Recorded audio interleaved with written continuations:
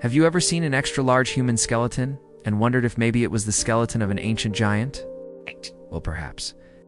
But what if we told you that according to the Bible, there may have been a different kind of large being during the days of Noah? Now, before we get into this, I'd like to state two things. First, in order to discuss the Nephilim, we must go back to the time of Adam and Eve. Second, the word Nephilim means the fallen ones. It comes from a Hebrew word, nephil, which means to fall. And today we're going to try our best to answer the question, who were the Nephilim? It is generally accepted by most people who believe in the Bible's literal truth that the Nephilim are mentioned in Genesis chapter 6, verses 1 through 4. Sons of God came in from daughters of men, and they had children. And those were the Nephilim, who were the giants of old, mighty men who were men of renown. This is usually taken to mean that these so-called sons of God were actually fallen angels who had relations with women and produced children, the Nephilim. Now, the passage does not say exactly how many sons of God there were, but some scholars argue that there were only two, either Lucifer and Beelzebub. If you believe in the fallen angel theory, then the passage would have said sons of the morning or sons of light and not sons of God. The word God is in plural form in Hebrew and could simply mean powerful or noble. In Hebrew, Beni Elohim could also mean sons of El, where El is a god in the pantheon of gods in ancient Canaanite religion. He was a supreme deity, along with his consort Asheta. So this passage could be saying that the Nephilim were the offspring of powerful humans and not necessarily fallen angels. Another reason why the Nephilim have been powerful humans is because when you read the first part of this passage in the Septuagint, Greek translation of the Old Testament made in the last 3 centuries BC, it says, "In the days that were before the flood, there were great men born on the earth by the sons of God who came in unto the daughters of men." This is close to the Peshitta, a Syriac translation of the Old Testament made in the 5th century AD, which reads, "In those days there were giants in the earth, mighty men, which were men of name. The offspring of the sons of God and the daughters of men." And another version, the Samaritan Pentateuch, written around the 1st century AD, says, "In those days there were giants on the earth, the sons of God, the sons of Seth, and the sons of the daughters of Eve, the daughters of men." So when you look at these translations, you can see that the term sons of God is more ambiguous than some think. Because in the context of these passages, sons of God seems to refer to the descendants of Seth and not necessarily fallen angels. Now, I know what you're thinking. Seth was the son of Adam and Eve. How could Seth's descendants have been around during the time of the Nephilim? Well, remember, the Nephilim are said to have lived during the time of the antediluvians, meaning before the flood. Seth was born about 400 years before the flood and lived until 912 years before the flood. So Seth and his descendants were definitely around during the time of the Nephilim. Some people might come in here now and say, "But wait a second, didn't you just say that the Nephilim were mentioned in Genesis chapter 6? And Genesis chapter 6 takes place right before the flood." And you're right, I did say that. But remember, just because the flood happened in chapter 6 doesn't mean that all the events in chapter 6 happened right before the flood. In fact, chapters 4 and 5 take place before the flood, but they talk about events that took place long ago. For example, in Genesis chapter 5 verse 6, it says, "And Lamech took unto him a wife, and he called her Zillah. And she bare him a son, and he called his name Tubal-Cain, for he was the father of all such as work with metal, with brass and iron." Tubal-Cain was the grandfather of Lamech, the man who killed Cain's descendant Jubal. So you can see that Genesis chapter 5 goes back quite a ways. Also, you have Genesis chapter 4 verse 26, which says, "And to Seth, to him also there was born a son. And he called his name Enosh. Then began men to call upon the name of the Lord." So we see that people only began to call upon the name of the Lord after the birth of Ensos, who was the son of Seth. So clearly these events in Genesis chapters 4 and 5 did not take place right before the flood. As far as what happened to the Nephilim after the flood, we don't know for sure. Some people say that they were all wiped out during the Great Deluge, but others point to Numbers chapter 13, verse 33, where it says, "And there we saw the giants, the sons of Enoch, which come from the Nephilim. And we were in our own sight as grasshoppers, and so we were in their sight." Here the Israelites are about to enter the Promised Land, and Moses sends 12 spies to check it out. When they return, 10 of them tell the people that they were not able to conquer the land because they were afraid of the inhabitants, including the giants, the sons of Enoch, which came from the Nephilim. So from this passage, we see that the Nephilim still existed at least 40 years after the flood.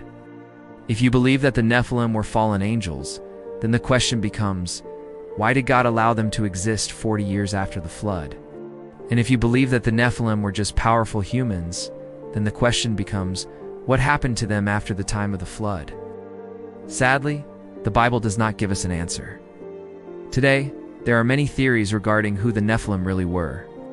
Some believe that they were real giants, pointing to Deuteronomy 2 verse 20 and 3 verse 11, where it talks about kings whose height was like the height of the cedars and whose breadth was like the breadth of the oaks.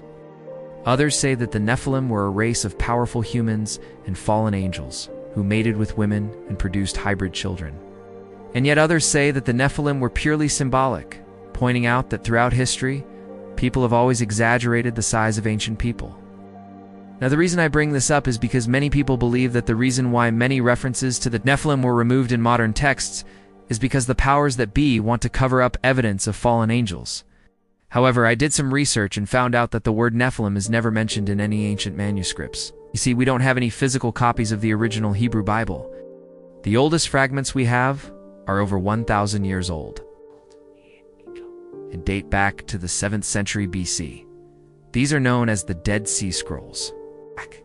They contain books from the Torah to the Book of Habakkuk, but they do not contain the books of Genesis, Exodus, Leviticus, Numbers, and Deuteronomy.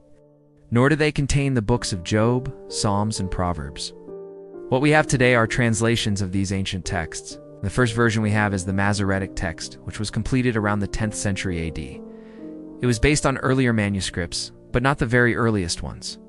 As far as the exact date that the Nephilim passage was added to, Genesis chapter 6, scholars say that it probably was in the earliest versions of Genesis, and that it was likely included in the book of Genesis sometime between the 8th century BC and the 2nd century AD. Interestingly, the Septuagint, which was made around the 3rd century BC, does not have the Nephilim passage in Genesis, but it does mention them in Jude 1-6, and as we saw earlier, it refers to the Nephilim as gigantoi, which means giants or great ones. This supports the idea that whatever these beings were, they were considered both powerful and tall. The Book of Enoch was written between the 3rd century BC and the 1st century AD. It's not in the Bible, but it has some interesting information regarding the Nephilim. In 1 Enoch 6 it says, "And it came to pass when the children of men had multiplied that in those days there were born unto them giants, whose stature was exceeding great, the offspring of the angels and the daughters of men. And they did unto the daughters of men all manner of violence. And they took unto them wives and bore children, and they begat giants, the offspring of the firstborn of the old world." Here it clearly says that the Nephilim were the children of angels and human women, and it mentions that they were born in the days of the antediluvians. In chapter 7, it says that the giants caused great tribulation on the earth, and so God destroyed them. As far as the giants that the Israelites saw when they entered Canaan, the Book of Enoch says that they were descended from the giants, who were born of angels and humans. But they were the survivors of the destruction that happened before the flood. So depending on what version of the Nephilim story you believe, the Nephilim could have been fallen angels, powerful humans, fallen angel-human hybrids, or they could have been purely symbolic. As far as why many of the references to the Nephilim were removed, it's because they weren't in the earliest biblical manuscripts. Those passages were added later and were considered non-canonical. The Church Fathers, people like Tertullian, Irenaeus, Clement of Alexandria, Origen and Basil of Caesarea, never mentioned the Nephilim. But later, church leaders like Jerome, who made the Latin Vulgate, and John Lightfoot, who wrote the Harmony of the Gospels, mentioned the Nephilim. In modern times, people like Ralph Ellis have argued that the Nephilim were real giants who survived the flood, while others like R.J. Rushdoony say that they were the product of fallen angels and human women. Either way, stories of the Nephilim can be found all throughout history and around the world. And regardless of whether or not they were real, whether they were fallen angels, powerful humans, or some other type of being, they continue to capture our imagination. Just take a look at pop culture and you'll see that the Nephilim are often used as plot devices in movies and books. For example, in the TV show Supernatural, the Nephilim are the children of fallen angels and human women, and they possess superhuman strength. In the Book of Enoch, it is said that they were exceedingly great, and their stature was exceeding great. So this fits well with the show's depiction of them as tall, strong creatures who live in the shadows and prey on humans. Now, I know that the topic of fallen angels is a bit controversial, so I try my best to stick to what the scriptures teach and leave it up to you to decide what you believe. I hope this video answered your questions. If not, let me know in the comments below. If you haven't subscribed, please consider doing so. Thanks for watching. Signing out.